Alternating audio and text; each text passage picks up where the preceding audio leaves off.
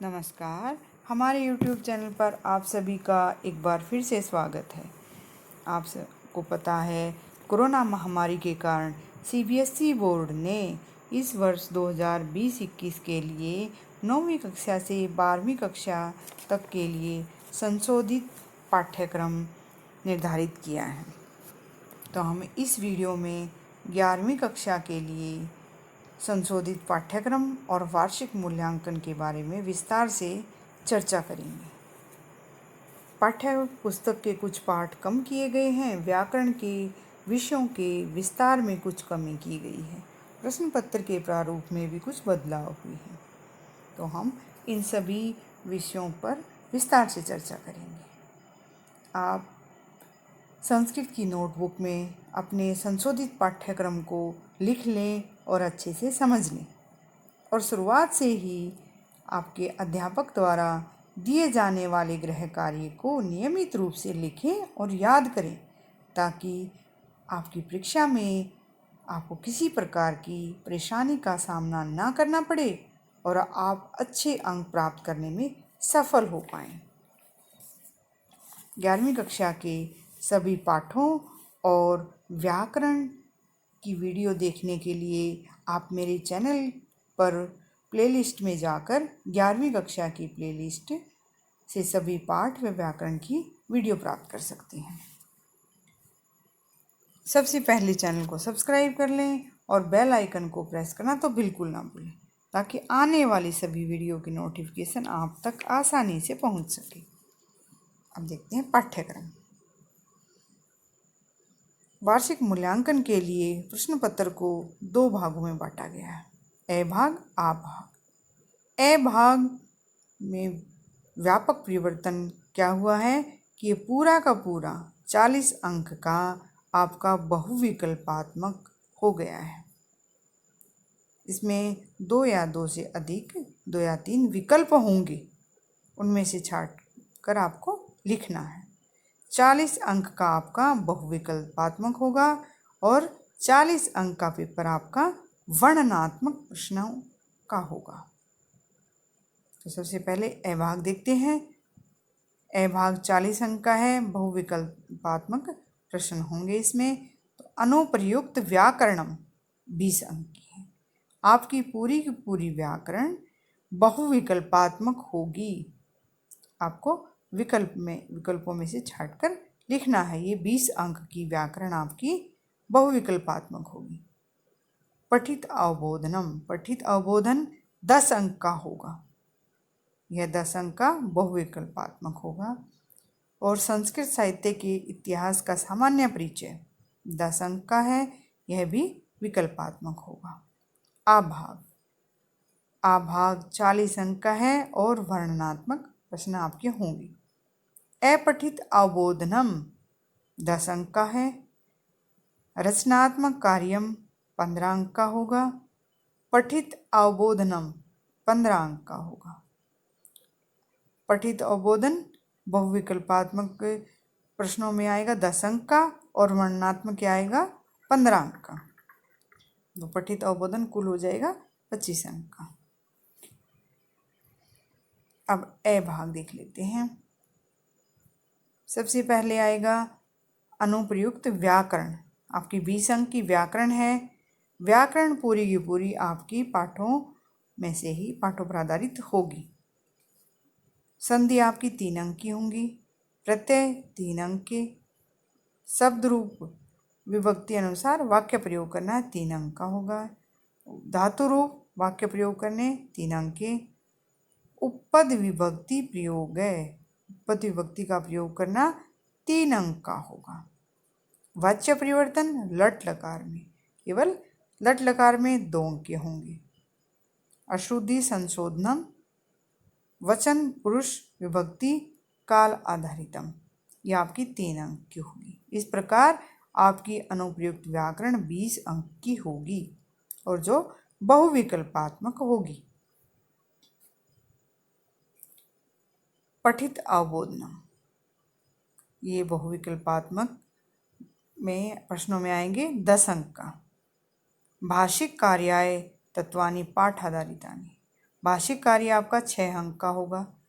जो पहले गद्यांश, पद्यांश और नाट्यांश में जो प्रश्नोत्तर आते हैं और उसमें तीसरा भाग जो निर्देशानुसार उत्तर देना होता है, वो इसमें अब इकट्ठा यहाँ 2-2 अंक के तीनों में से होंगे। इकट्ठा यहाँ 6 अंक का आएगा और वो बहुविकल्पात्मक होगा। प्रसंगानुसार पदानाम अर्थ लिखना, प्रश्न के अनुसार पदों के अर्थ लिखने हैं।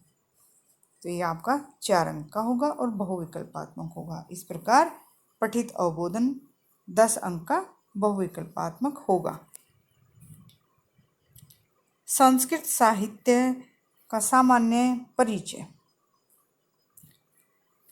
संस्कृत शब्द की उत्पत्ति, संस्कृत शब्द कैसे बना, इसका क्या अर्थ है, क्या परिभाषा है, ये वेद, उपनिषद, पुराण, रामायण, महाभारत इन पर आधारित 4 अंक के बहुविकल्पात्मक प्रश्न होंगे। गद्यकाव्य और पदकाव्य में से 3 अंक के बहुविकल्पात्मक प्रश्न होंगे।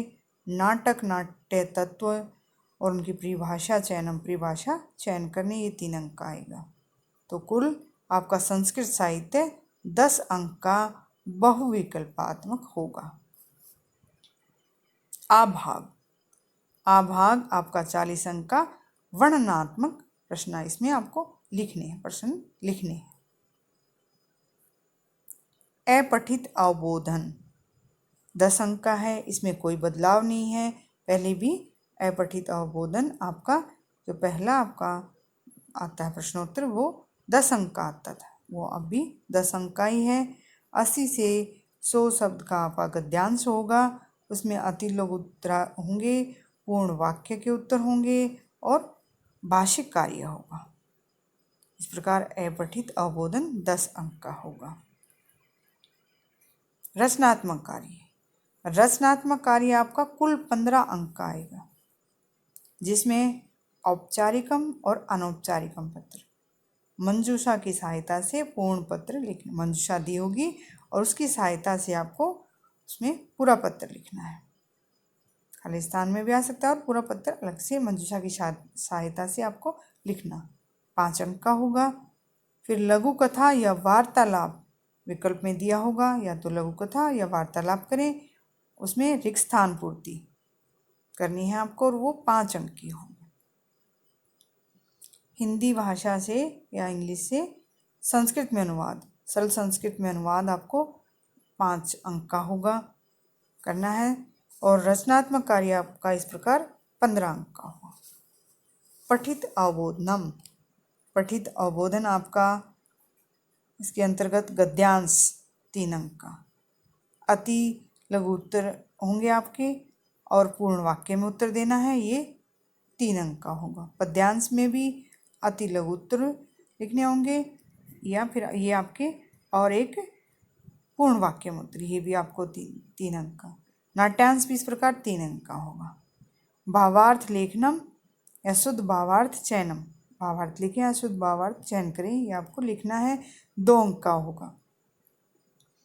अन्वय अथवा भावार्थ, अन्वय लिखना है या भावार्थ लिखना है, ये आपका 2 अंक का होगा। वाक्यार्थानाम संयोजनम, वाक्यों के अर्थ वाक्यार्थानाम संयोजनम, तो क्या अर्थ मिलाने हैं, आपस में मिलान करना है, तो ये आपको लिखना है, 2 अंक का होगा। इस प्रकार ये 15 अंक का कुल होगा। तो कुल आपका वर्णनात्मक प्रश्न हुए 40 अंक के। इस प्रकार इसमें भाग ए है बहुविकल्पात्मक 40 अंक का और आ भाग है वर्णनात्मक 40 अंक का और ई भाग आपका आंतरिक मूल्यांकन होगा 20 अंक का। इस प्रकार आपका 100 अंक का कुल पेपर है। अब विस्तार से देखेंगे किसमें किस विषय के में कितना कहाँ तक आएगा। तो बहुविकल्पात्मक जो आपके प्रश्न आने हैं 40 अंक के, उसमें देख लेते हैं। सबसे पहले संधि आपके 3 अंक की आनी है। पाठ्य पुस्तक में प्रयुक्त पाठ्य पुस्तक के जो पाठ हैं उन्हीं में से संधि विच्छेद या संधि करना होगा।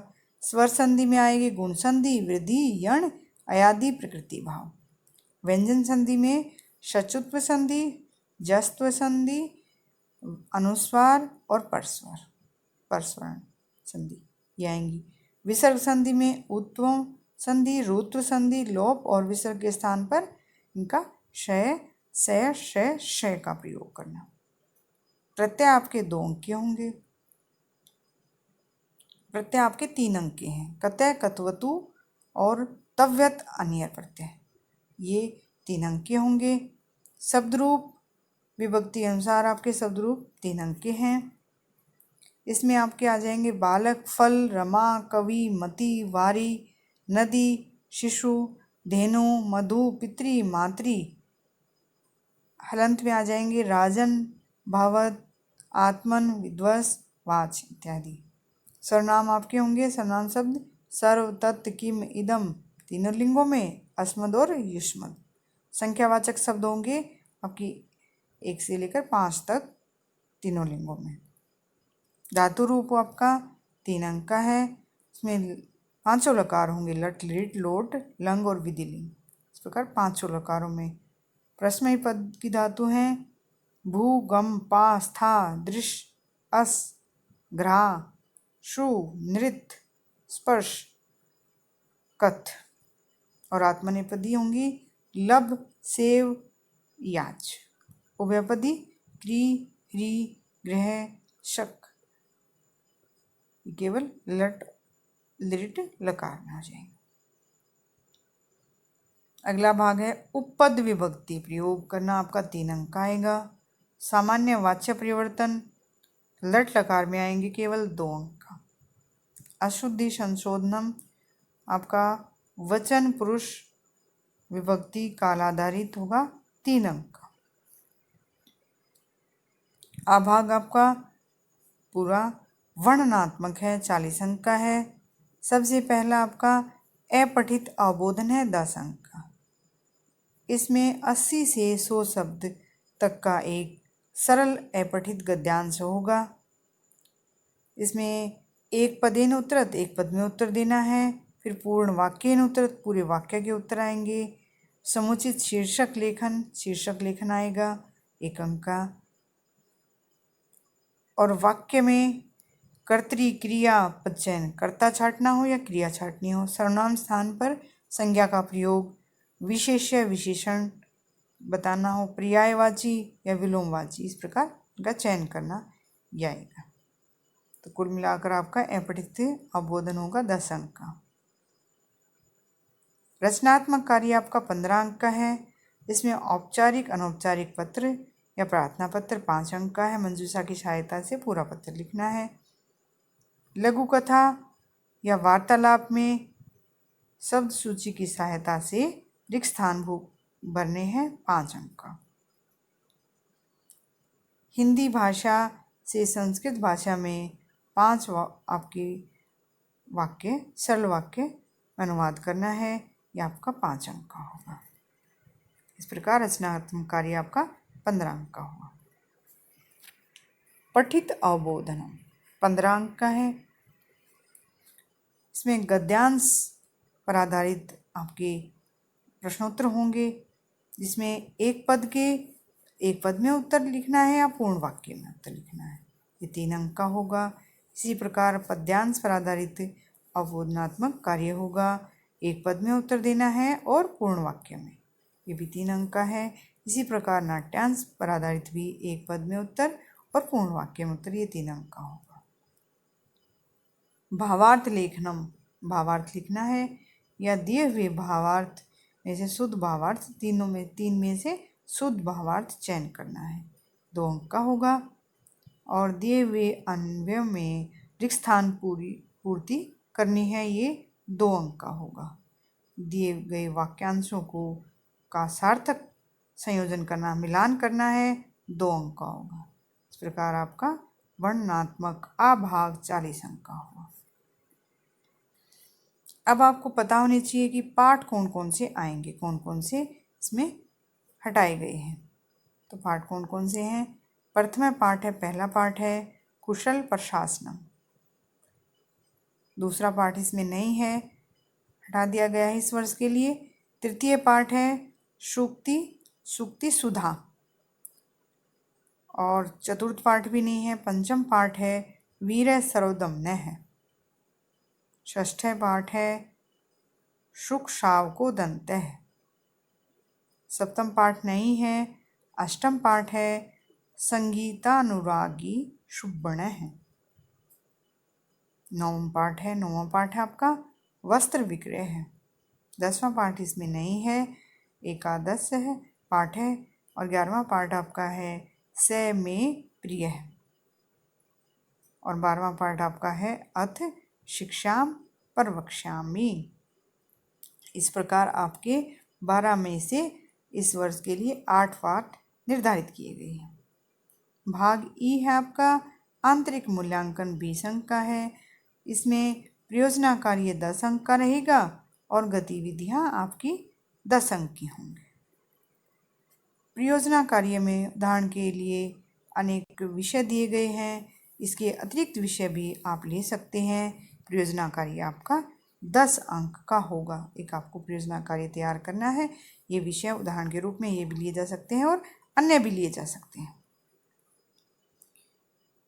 5 अंक का आपका श्रवण भाषण कौशलम होगा, जिसमें विद्यार्थी कथा सुना सकते हैं, संवाद, वार्तालाप, भाषण, नाटक, वार्ता, आशुभाषणम, समूह चर्चा हो सकती है, संस्कृत में गीत गा सकते हैं, श्लोक उच्चारण कर सकते हैं। तो ये आपका 5 अंक का होगा। 5 अंक का आपका लेखन कौशलम है। इसमें अलग अलग विषयों पर आधारित मौलिक लेखन लिखा जा सकता है, जैसे माता पिता, गुरु, पर्यावरण, विद्या, योग, समय का सदुपयोग, शिक्षा, अनुशासनम, इन सभी विषयों पर लिखा जा सकता है। यह दैनंदिनी लेखनम हो सकता है, संकेत आधारित कथा लेखन हो सकता है, और जो आपका गृह कार्य जो आपने किया है उसका वो भी आपका उसके आधारित पर भी आपके ये अंक लगाए जाएंगे। और शुद्ध लेख भी आपका देखा जा सकता है। ये कुल मिलाकर आपका 5 अंक का होगा। इस प्रकार हमने इस वर्ष 2020-21 के लिए 11वीं कक्षा के पाठ्यक्रम को समझा। आशा है आपको अच्छे समझ में आ गया होगा। वीडियो देखने के लिए धन्यवाद। मिलते हैं अगली वीडियो में, तब तक के लिए नमस्कार।